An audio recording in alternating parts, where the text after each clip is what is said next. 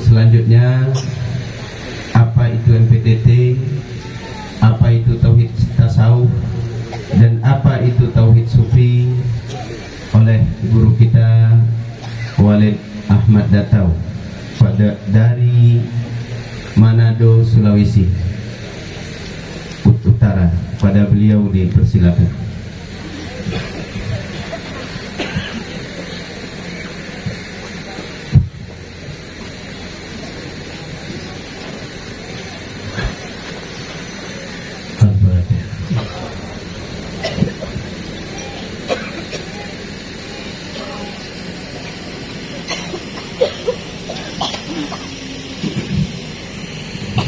Assalamualaikum warahmatullahi ta'ala wabarakatuh.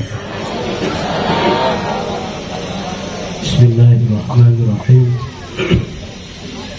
Alhamdulillahi rabbil alamin. Allahumma salli wa sallim wa barik ala sayyidina wa maulana Muhammad wa ala alihi wa sahbihi ajma'in. Amma ba'du.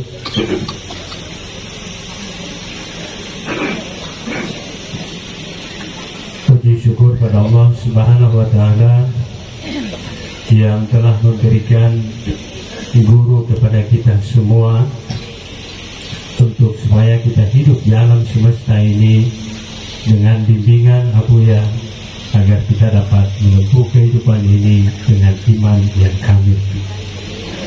Salawat dan salam kepada junjungan Nabi Muhammad Sallallahu Alaihi Wasallam, pada seluruh keluarganya, para sahabatnya, dan semoga sampai kepada kita semua. Kehadirat yang maha mulia, yang penuh kasih dan sayang, dan karenanya lah kita semua hadir di tempat ini dari seluruh pelosok. Al-Harith Billah, pemegang dan pejuang Wahdatul Wujud yang masih hidup pada abad dan zaman sekarang ini, yang mulia Abuya Syekh Haji Amran Wali Al-Khalidi. Kemudian yang sama-sama juga kita hormati Wali Jakarta beserta seluruh wali-wali di seluruh Nusantara. Pada seluruh pejuang-pejuang, kepada Umi dan Nya, dan tak lupa juga kepada anak-anak jasmani dari Abuya yang turut juga beserta pada rombongan kita kali ini. Kepada seluruh para tokoh-tokoh, para ulama dan pemerintah, dan seluruh hadirin yang dirahmati Allah, terutama kepada Sahibul Bait, pimpinan pesantren, saudara kita Abi Junaidi. Para hadirin semua yang dirahmati Allah, kita semua hadir. Sebelum menyampaikan ta'aruf, sebelumnya saya memperkenalkan diri saya. Nama saya Tengku Ahmad Datau, berasal dari Sulawesi. Kami dari Sulawesi yang hadir di sini ada Tengku Haji Ansari Amasi, yang duduk di sebelah sana. Kemudian Tengku Muslim Blongkot. Kami bertiga ini dari pendidikan sama-sama di Aceh. Kurang lebih hampir 8-10 tahun kami rata-rata mengecap pendidikan di pesantren di Aceh, di Darussalam, di pesantren ayah Abuya Syekh Haji Amran Wali. Kemudian secara singkat, setelah kami mengecap pendidikan di sana, tidak kami sangka dan tidak kami duga bahwa ternyata pendidikan pesantren itu tidak siap. Tidak kami duga pendidikan di pesantren, mulai dari akidah Matan Sanusi, Kifayatul Awam, Tijan Darari, sampai Dasuki, kitab fikih mulai daripada Matan Takrib sampai belajar sampai kitab Tuhfah. Kemudian kitab-kitab akhlak tasawuf, semuanya ini ternyata secara pribadi dan kami bertiga merasakan. Itulah sehingga kami kenapa harus ada di sini. Kami terus terang saja di pondok pesantren bintang-bintang kelas. Tengku Haji sebagai senior saya, guru saya, Tengku Muslim dan saya, alhamdulillah di zaman itu mungkin banyak tengku-tengku yang hadir di masa itu, yang sekarang ada Tengku Ar-Razi. Nah, bintang-bintang kelas. Jadi kami menganggap ternyata salah duga. Semua pelajaran yang kami sungguh-sungguh sekali setelah sampai di kampung, ternyata semuanya jangankan memperbaiki orang lain, untuk diri sendiri saja kami hancur oleh kekuatan alam, peradaban lingkungan, sampai kalau tidak ada Abuya, kami ini jadi sampah masyarakat. Kenapa tidak jadi sampah masyarakat? Seingat saya, di saat itu yang dihubungi oleh Abuya adalah saya sendiri. Dan di saat itu, bayangkan saya sebagai guru besar di Darussalam. Di saat itu saya jadi pedagang ikan. Saya yang mengumpulkan ikan, dan teman saya, Tengku Haji Ansari, itu sebagai penampung di pabrik. Jadi tengku-tengku habis waktunya untuk dunia, dengan prasangka bahwa kalau kita punya uang kita bisa mandiri. Ternyata turun ke dunia bisnis, padahal bahkan semakin hancur. Di saat itu Abuya menghubungi saya, ada di pinggir pantai, sudah maghrib, berkelimang dengan dunia.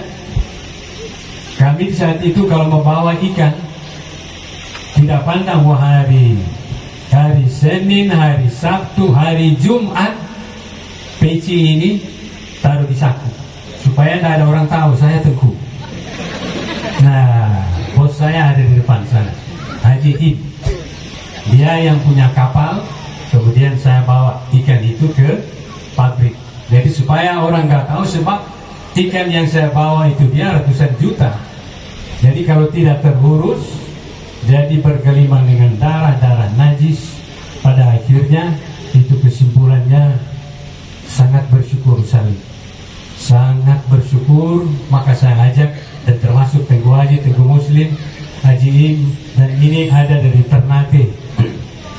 Dari Ternate utusan ada 2 orang, satu dari Kesultanan, satu dari Universitas Maluku Utara. Kemudian ada lagi satu, yang 2 lagi itu di antara Gorontalo dan Manado, dari Polbong Raya. Saya ajak mereka, setelah kalian saya telah perkenalkan ilmunya dan figurnya, sekarang sudah saatnya ayo kita sama-sama untuk ketemu langsung dengan figur, yaitu Abuya Syekh Haji Amran Walid Al-Khalidi. Hadirin semua yang dirahmati Allah, agama sekarang ini banyak, pesantren banyak, termasuk pesantren sekarang ini. Mudah-mudahan bukan saya mengentengkan, tidak. Pesantren yang top di seluruh Sumatera, seluruh ulama keluaran dari Darussalam. Tapi kenyataannya apa yang terjadi di Aceh sekarang? Bukan perubahan semakin baik, tetapi Aceh semakin hancur. Karena kalau di pesantren hanya berkutat-katit di kitab, hanya berapa santri itu, tetapi lingkungan dari pesantren itu, ulama itu sendiri tidak peduli. Ulama itu tidak peduli karena sajian yang diajarkan di pesantren itu tidak mampu diterima oleh kalangan di luar pesantren. Orang di luar, orang pasar, orang di luar, orang kantor, orang di luar, orang kompreng, orang di luar, petani, pedagang. Mau kita sajikan dengan ilmu nahwu dan saraf, tidak tepat. Kekosongan pada umat sekarang ini adalah jiwa yang kehilangan Allah di dalam batinnya. Para hadirin semua yang dirahmati Allah Subhanahu wa ta'ala, apa itu NPTT? NPTT adalah Majelis Pengkajian Tauhid Tasawuf yang digagas oleh Yang Mulia Abuya Syekh Haji Amran Walid Al-Khalidi sebagai bukti nyata dan kepedulian terhadap umat yang hidup di abad dan zaman sekarang ini. Kemudian apa itu tauhid tasawuf dan apa itu tauhid sufi? Para hadirin semua yang dirahmati Allah, kedua-duanya ini berazaskan dan berandaskan pokok ajaran tiang agama yang ketiga, yaitu ihsan. Islam, iman, dan ihsan. Ini yang sudah jarang, sudah kurang dipelajari di pesantren-pesantren dan tokoh-tokoh dan ceramah-ceramah penyampaian dakwah sekarang. Dakwah tauhid tasawuf dan tauhid sufi ini adalah pada ihsan. Ringkasnya, dengan tauhid tasawuf, bahwa tauhid itu sebagaimana kita pelajari di pesantren, kalau hanya dengan tauhid akidah itu hanya terisi kepuasan dan kecerdasan di pikiran saja. Supaya kita dapat mentauhidkan Allah sak iman kita, maka dalil-dalil itu dalam Al-Quran dan hadis dan burhan-burhan dan alam semesta ini itu diuraikan sebagai dalil supaya kita cerdas, dapat petunjuk, kita beriman pada Allah. Yang tersisa adalah batin kita ini.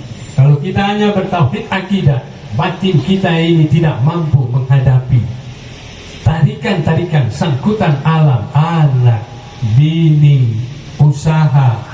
Kalau kita tidak bertauhid tasawuf, tasawuf artinya hati, tasawuf artinya hadap hati kepada Allah.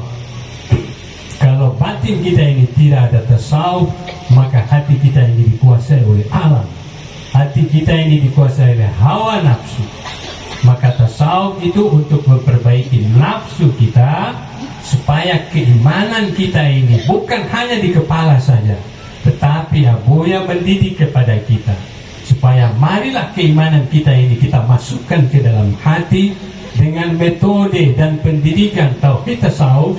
Maka kita dididik supaya keimanan itu bukan hanya di dalam wawasan pendidikan akal pikir, tetapi dengan tasawuf supaya dapat kita didik, kita masukkan ke dalam hati dengan jalan memperbaiki nafsu kita, supaya hawa kita ini jangan terlalu terarah kepada dunia, kepada selain Allah.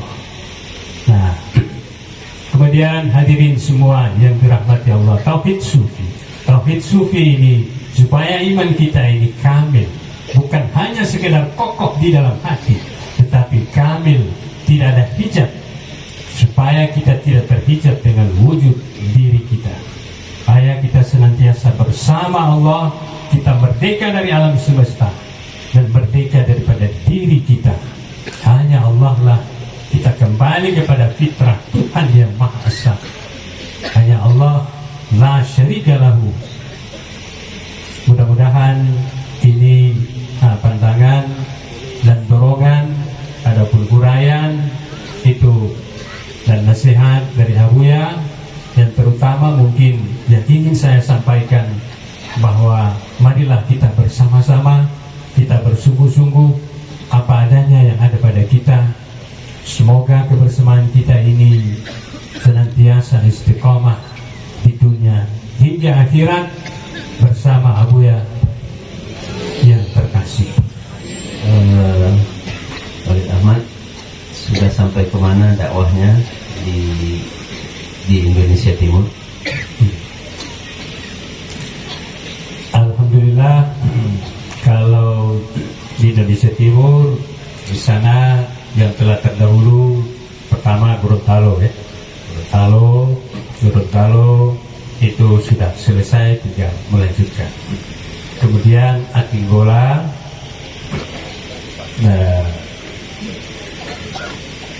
di Gorontalo pemerintah yang di sana sudah menerima Bupati Profesor Dr.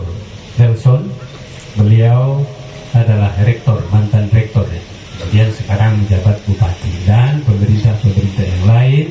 Adapun teman-teman yang ada di sana sebagai pejuang bersama-sama menyampaikan ajaran ini, Dr. Hamdan dan teman-teman yang lain.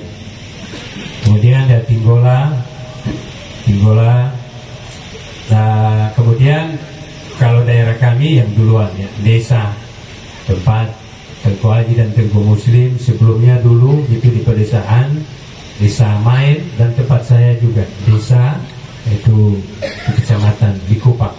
Kemudian sekarang Tengku Haji ya berdomisili di kota Manado, dan saya dan teman-teman berusaha membawa ajaran ini, pesan-pesan ketasawufan ini dari Abuya. Kalau daerah yang baru, yang pertama sekarang ada utusannya, beliau anggota dewan, mantan anggota dewan 3 kali. Kemudian beliau dekat dengan pemerintah di sana, yaitu Bolmong Raya. Bolmong Raya itu daerah baru yang mayoritas penduduk Muslim yang terbanyak Sulawesi Utara justru di daerah itu. Nah, insya Allah suatu saat Abuya akan sampai ke sana. Kemudian Ternate, di Ternate itu yang ada di sana, pemimpin-pemimpin di sana yang telah menerima Kesultanan kemarin, bahkan di Kesultanan Sultan Ternate namanya Hidayatullah, itu telah bersama-sama dengan MPTT, dan beliau sangat berharap begitu mendengar ajaran-ajaran ini. Dia mengatakan rumusan-rumusan tentang ketasawufan atau kesufian itu ada di kerajaan, tapi kami tidak tahu menguraikannya, memahaminya, apalagi mengamalkannya. Kemudian saya ceritakan tentang Abuya. Pada akhirnya beliau menerima, bahkan dia memberikan jadwal di kerajaan itu supaya MPTT itu selalu mengisi setiap malam Senin berzikir di kerajaan itu. Dan kemudian wali kota Ternate, dan kemudian yang terakhir Gubernur Maluku Utara. Ketiga tokoh ini insya Allah ke depan bercita-cita supaya kehadiran Abuya di Indonesia Timur itu bisa sukses dan tercapai. Kemudian penghujung Indonesia di sana ada di Raja Ampat. Di Raja Ampat di sana ada kawan-kawan juga yang di sana, mereka sudah jalan, ada kepengurusan, ada posko, dan alhamdulillah itu sudah jalan. Dan mereka, perjalanan kami ini, mereka juga mengikuti perkembangan perjalanan dakwah safari Abuya ini. Hanya demikian penyampaian dari kami. Mohon maaf atas segala kekurangan. Assalamualaikum warahmatullahi taala wabarakatuh.